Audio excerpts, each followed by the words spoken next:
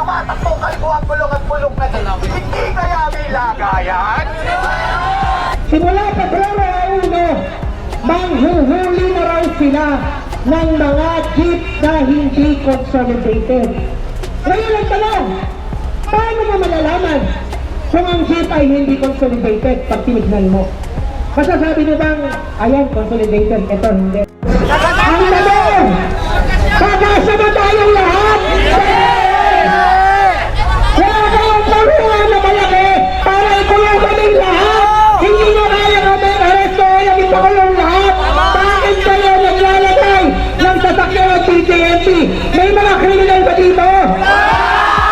Kami po mga taga Timog Katagalugan ay narito po ngayon sa Welcome Rotonda.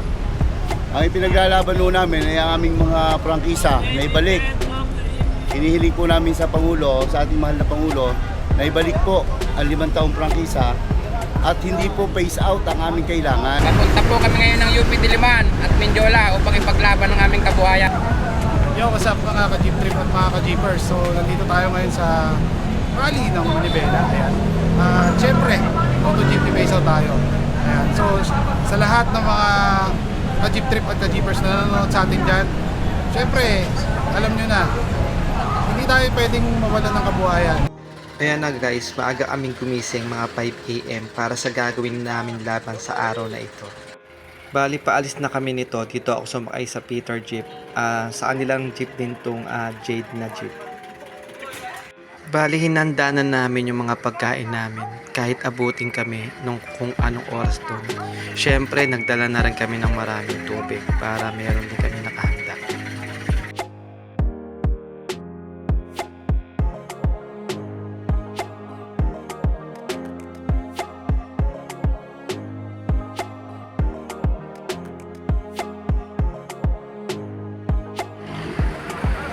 Ayan na guys, bali time check 6:20. Yan, naghahanda na kami dito sa palengke ng Carmon.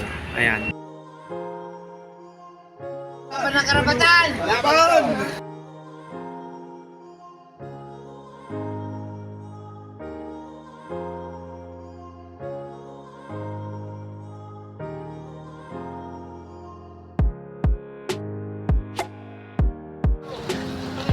Yan guys, bali ito yung isang kasama natin na tiga GMA Binyan. Ayan.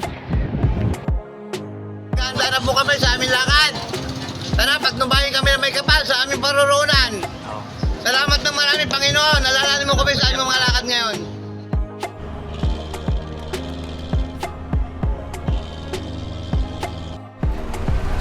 Andito kami guys sa may Caltex Carmona para dito nga sa paghahanda dun sa papuntang UP to Mindiola. Ayan, kung mapapansin nyo, medyo marami. Tapos hinihintay pa namin yung ibang kami kasama. Ayan, medyo marami na kami dito. Hinihintay pa namin yung tropang mga Laguna sa kayong Batangas. Napunta po kami ngayon ng UP Diliman at Mindiola upang ipaglaban ng aming kabuhayan. Magandang araw po sa inyo. Kaya po kami na andito ngayon.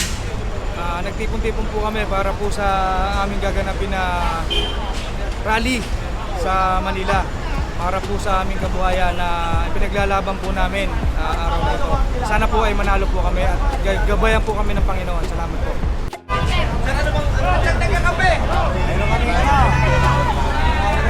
Marami kami sa Mindiola. Sa jeepney face out kayo, sir. Ano na ba? Kamusta na ba, sir? Jeepney face out. Face out kami. Dadal namin at team namin sa kanya.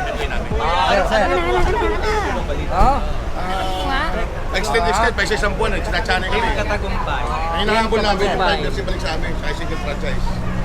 Eh gusto ni Guadis pasok yung kanyang mga kontrado eh. Kaya nagsama-sama. Ano lugar kayo, sir? May Batangas, may Laguna, may Quezon. Basta Southern Tagalog kami. Tara, picture tayo, sir. Kabuyaw, Santa Rosa.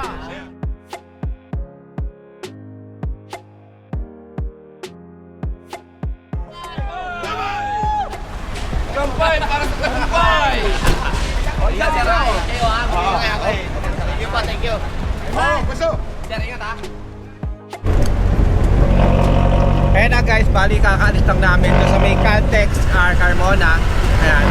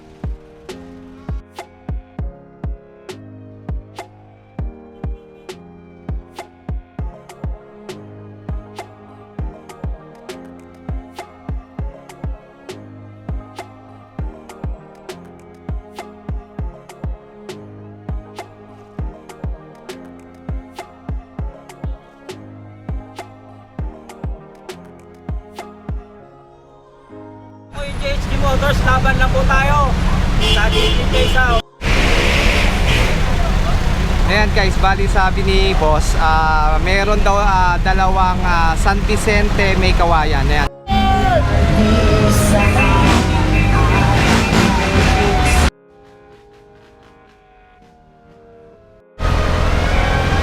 Ayan na guys, bali ngayon tayo nakakita na tatlong Lipa Lemery, yan tatlo na yan, Batangas. Ayan, yung mga yan. Ayan guys, kung makikita nyo, medyo malayo ulang hanggang dun sa pinakadulo na yon. Bali, punong-puno to, bali ng tatlong hilera ng puro jeep. Siyempre hanggang dun sa likod, marami tayo. Ayan guys, bali dito nakasakay tayo sa pickup ni Boss Joel Herrera. Siya yung may-ari ng GHG Motors. Ayan, kasama natin siya sa laban na to. Ayan. Boss, shoutout. Abot na nga siya kausa.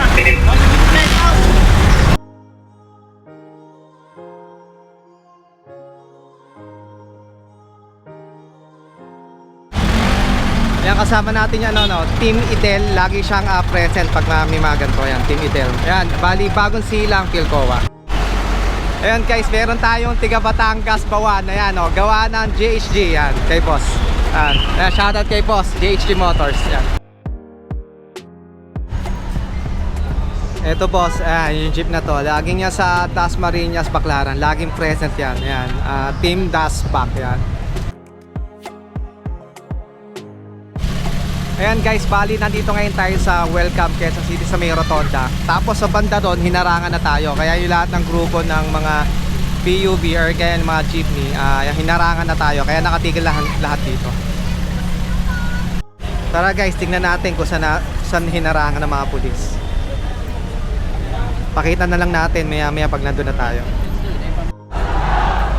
Ayan na guys, ito yung mga bandang harapan ng pinaka-rally natin. Bali yan, nakaupo na yung mga tao kasi hinarangan ng mga may mga nakaharang na malaking sasakyan ng mga pulis doon sa harapan. Bali ang nakikita ko guys, yung pinaka bus ng BJMP ng Manila. Yan, nandun nakaharang. Nakaharang sa part na yun. Pansinin nyo guys, napakaraming tao. Yan. Halos punong-puno dito. Ayan na guys, bali sa bandang ko. Ito yung bandang unahan. Marami na nakaharang ng mga pulis. Hanggang dun siya. Ayun na guys, bali dito na nagkaroon ng program ang grupo ng Piston na Manibela dito sa may tapat ng PLDT sa may rotonda. Simula Pebrero 1, manghuhuli na raw sila ng mga jeep na hindi consolidated. Ngayon ang tanong, paano mo malalaman kung ang jeep ay hindi consolidated pag tinignan mo? Masasabi niyo bang, ayan, consolidated, ito hindi. Alam niyo, sabi ng gobyerno, gagawa kami ng mga sticker na ilalagay sa jeep, mga hunghang, linisin na nga, ang tanong, kakasama tayong lahat? Wala kang paruhan na malaki para ikulong kaming lahat. Hindi na kaya kami aresto yung ipakulong lahat. Bakit kayo naglalagay ng sasakyan ng TJMP? May mga criminal ba dito? May mga nanglakaw ba dito? May mga pumatay ba dito? Ano ba ito ang polis? Isa mga criminal! Isa mga pumapatay! Isa mga magnanakaw! Nasaan na yung mga magnanakaw? Nasaan yung magnanakaw? NPA! Kongreso! Senado! Malacanang! Ano ko kayo? Huwag niyong pagdalain yung mga taong gustong magpahayag. Kung kayo may pamilya at yung pamilya nyo posibleng magutom pagkatapos ng January 31, ay yung mga pulis. Kung may pamilya kayo at yung mga anak nyo, yung mga pamilya nyo ay magugutom ng January 31, Hindi ba kayo sasama sa protesta? Hindi ba kayo magagalit? Hindi ba kayo mag-aalsa? Hindi ba kayo magwalang yamo? O wala na kayong ganong pangambang magutom kasi pinopli na ang sweldo nyo ng gobyerno habang ang tao nagugutom?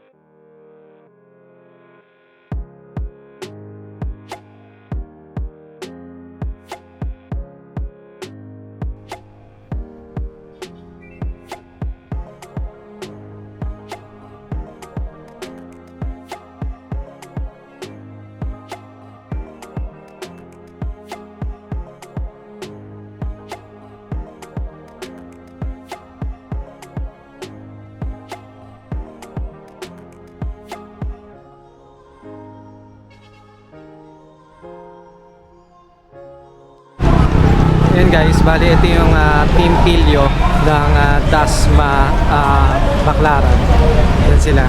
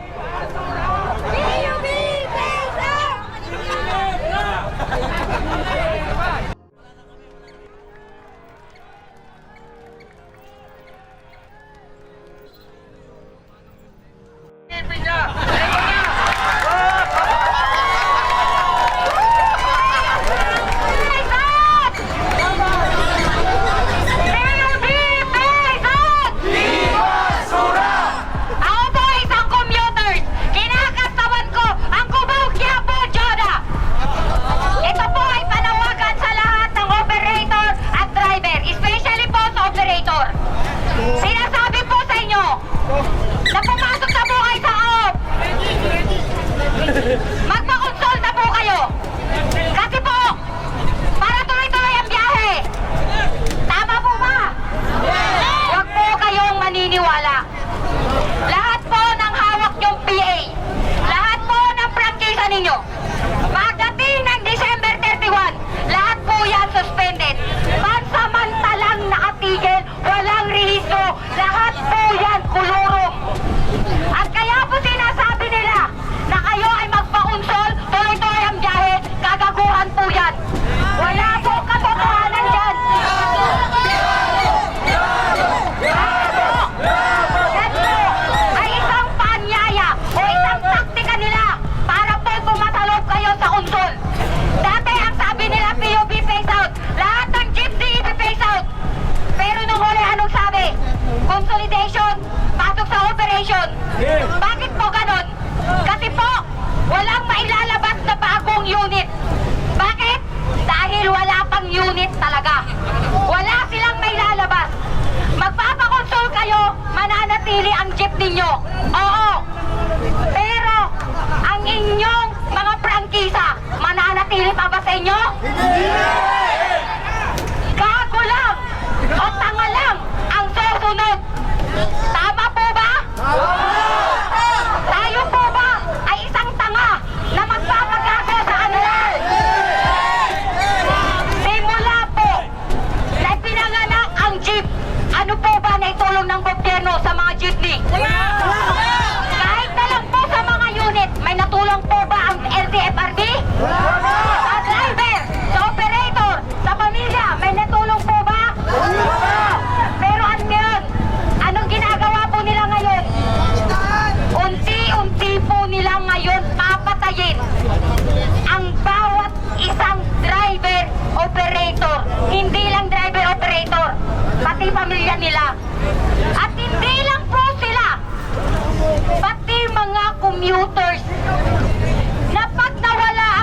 jeepney.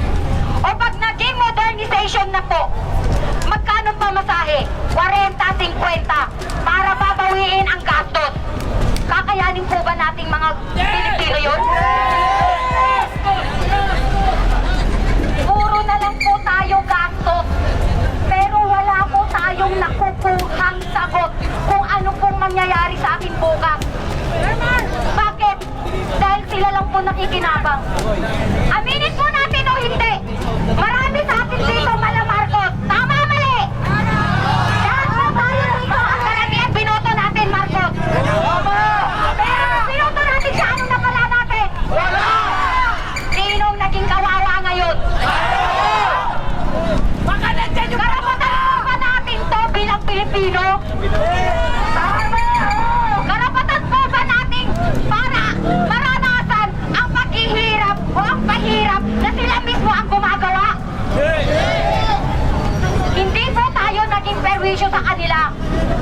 Lahat po kung anong pabor na hinihingi nila sa ating mga mahihirap, oo lang tayo dahil ang hinahangat lang po natin magandang bukas, hindi lang po para sa atin, kundi pati po sa mga herenasyon ng ating mga anak.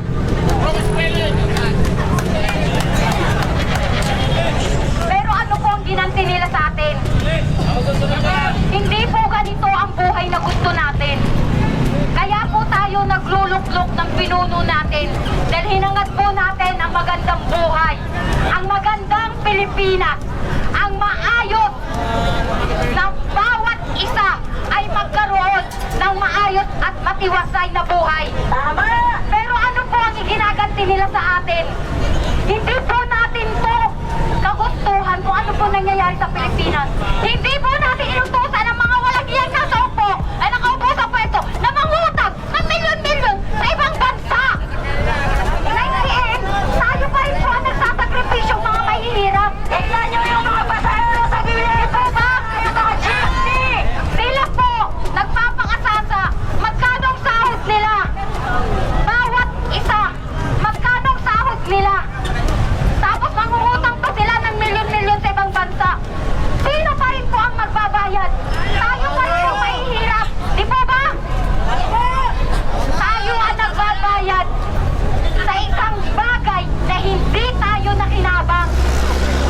Sa milyong-milyong pera na hindi naman natin napakinabangan. Ito po ba ay hinangat natin? Hindi po ganito ang gusto natin. Nag-iingay man po tayo dito. Nagpo-protesta po tayo dito. Pinaglalaban lang pong karapatan natin. Kapulisan. Magandang hapon po sa inyo. Kasi po kanina, papunta po kami rito. Hinarap po kami ng pulis. Ayaw po kami patuloyin dito. Bakit po kaya? Ayaw nila akong ipalam na solid tayo? Ganun po kaya?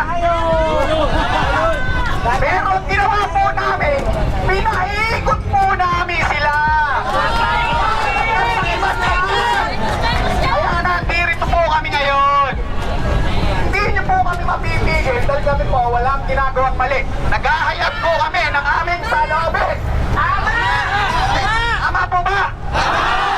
O ngayon po, ang LTFRB, pinapatupad po nila yung UBMP modernization. Bakit daw po? Dahil daw po tayo hindi roadworthy. Pausok daw tayo. Hindi po ba tayo taon-taon nagpaparehistro, nagpapa-emission po tayo, hindi po ba? Bakit po kaya may tumatakbong mausok kahit nagpa-emission? Hindi po kaya may lagayan? Meron po kaya? Palagay ko po meron. Ito ba? Taon-taon po. Taon-taon po, ini-inspection nila yung mga jeep natin.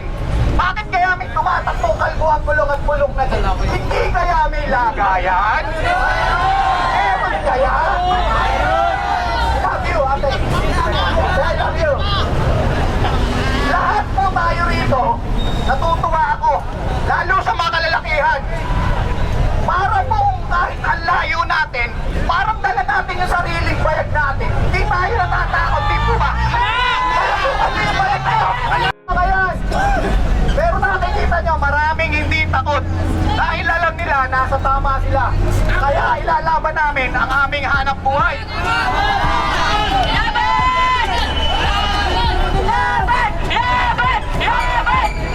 Ang mga tao pong nagugutom at walang hanap buhay, di natin masisisi yan kung gagawa ng masama. Pag ang anak mong sanggol o iniiyak, siguro kahit manok ng kapitbahay ko, nanakawin ko. Bebenta ko, hindi ko ng gata sa anak mo. Bakit ako nagnakaw? Hanap buhay! Inagalan niyo ako ng hanap buhay. Yaman ko na mangyari.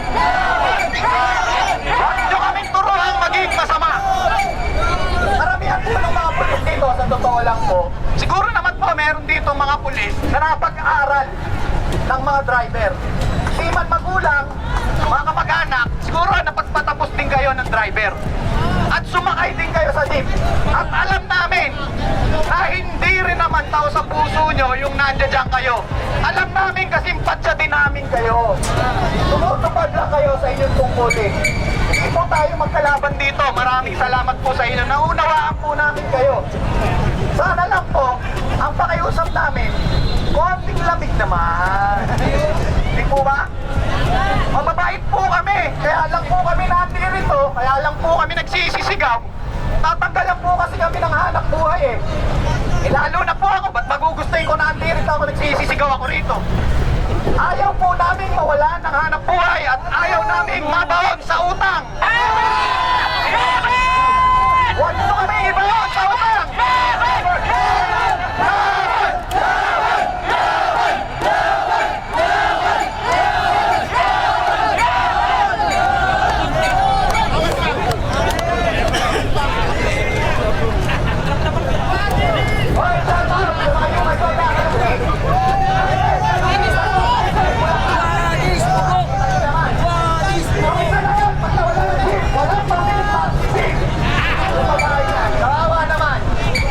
Magsipil lang ang ipapaganda sa syota dyan, maawa na kayo.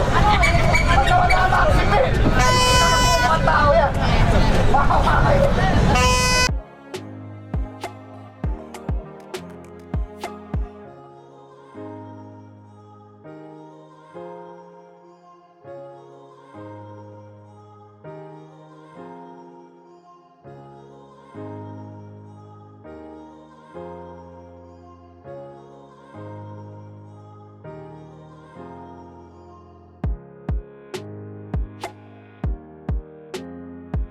Kaya kami andito para ipaglaban yung aming panghanap buhay na gustong tanggalin ng gobyerno. Pinaglalaban lang po namin yung karapatan namin bilang isang driver. Kaya po kami nandito. Tsaka yung mga ayaw po namin sumama sa consolidation. Yun lang po. Yung hanap buhay na alam namin na mas doon kami kikita at maiulad yung para sa mga anak namin, sa pamilya namin. Na ito lang yung hanap buhay na alam namin na malinis at walang pinapakang tao sa jeep na sariling atin na pilit kinukuha ng gobyerno. Nandito kami para makiisa sa pinaglalaban ng lahat, hindi lang para sa amin, para sa lahat ng mga tsuper. Kaya ako dito dahil ako isang jeepney driver. Wala naman akong sariling jeep. Yan naman po kinabubuhay ko para pambuhay ko sa aking mga anak, aking pamilya. Kung mawawala yan, paano ako? Paano yung mga anak ko? Sa edad ko na to, sa 26, senior citizen na ako, 60 na ako. Meron pa bang tatanggap sa akin? Ito lang ang hanap buhay. Ano sa tingin nyo? Kayo, bakit kayo nandito? Bakit kayo nakikisa sa amin? Yung mga hindi driver, hindi operator, bakit nakikisa?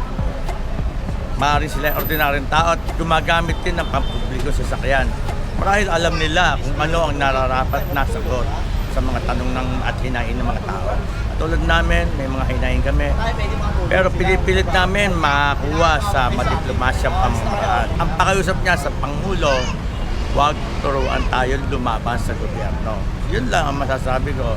Kaya ako dito, dahil pinaglalaban ko ang karapatan ng bawat Pilipino at ang karapatan ko mabuhay sa mundong ito. Dahil ako isang tunay na Pilipino. Hindi tayo dapat magpalipin sa mga kapwa natin Pilipino at sa mga negosyanteng pulpul na yan. marami tayong paraan na magagawa para ma-modernize yung natin. Hindi kailangan umangkat. Yun lang po masasabi ko. Maraming salamat. Kami po mga taga-Timog Katagalugan ay narito po ngayon sa Welcome Rotonda. Ang ipinaglalaban po namin ay ang aming mga prangkisa na ibalik. Hinihiling po namin sa Pangulo, sa ating mahal na Pangulo, na ibalik po ang 5 taong prangkisa at hindi po phase out ang aming kailangan. Hindi naman po kami tutol sa modernisasyon eh. Ang kinakailangan lang po, patas at makatarungan at makatao. Ang hinihiling po namin ay hindi po yung phase out. Modernisasyon, hindi rehabilitasyon po, hindi phase out. Kumbaga, ang hinihiling po namin, katulad doon ng mga jeep namin ipinakita dyan, ng mga inirepresent namin, yung sa Glorious, yun ho ang patuloy namin ipinaglalaban na yun ang maaprubahan ng LTFRB. Sumusunod naman yun sa Philippine Standard sa mga mananakay po. Para po sa safety ng pasahero. Ngayon po, sa katunayan po, yung po ay nakasunod na sa standard, mura pa. Kung yun ang subsidy ng gobyerno na ibibigay sa amin, kayang-kaya na ho namin hulugan, yun hong kakulangan doon na 700,000 yun eh. Kung yung subsidy ay 280, mayroon ho kami 420 na aming huhulugan. Kayang-kaya ho namin yun. Hindi ho namin kaya ang 2.8 million na capital pa lamang, wala pa po yung tubo na yung utangin sa bangko. Sa katunayan po, yung mga jeep namin, worth it pa naman. Dapat po hindi naman i-phase out yung mga iconic na jeep natin. Yun po ang hinihiling namin sa ating mahal na Pangulo. Yun lang po at sana po marinig po ng mahal na Pangulo ang aming mga hinaing at karaingan. Mali po ang nakakarating sa kanila na kami po ay totally nag-consolidate na. Hindi po. Napilitan lang po kami. Dahil po yung mga kasama namin, tinatakot po nila upang mag-consolidate. Pero kung hindi po nila tatakutin, wala akong mapipilitang mag-consolidate kasi natatakot silang hindi makabiyahe. Kaya po sila'y napipilitang mag-consolidate. Kaya po, mahal na Pangulo, wakasan nyo na po ang paghihirap namin mahihirap. Mahihirap na po kami. Huwag nyo na po kami pahirapang masyado. Kami po ay may trabaho na, naghahanap buhay na po kami ng marangal. Hinihiling po namin sa inyo na wag naman nyo po kami tanggalan ng trabaho. Kami po may mga trabaho na, may mga nag-aaral po kami mga anak. Saan po namin kukunin yan? Ay hindi na naman po kami matatanggap sa mga kumpanya. Ano po ang magiging hanap buhay na maedad na sa amin? Katulad ko po, 56 years old na po ako. Sino pa po tatanggap sa akin kumpanya para makapaghanap buhay? Di po ba wala na? Paano pa po yung mas matatanda na katulad ni Tata Flor, 72 years old? Sino pa pong tatanggap sa kanya? Marami pong mawawala ng trabaho. Marami pong magugutom. Sa totoo po. Kasi po, kung sinasabing 38,000 na jeepney driver at operators, i-times 3 mo or times 4 nyo lamang po, 100,000 po yun. 100,000 po ang magugutom, mahal na Pangulo. Kaya yun po, iniling namin, Pangulong Ferdinand Bongbong Marcos, mahal po namin kayo, kaya po namin kayo ibinoto.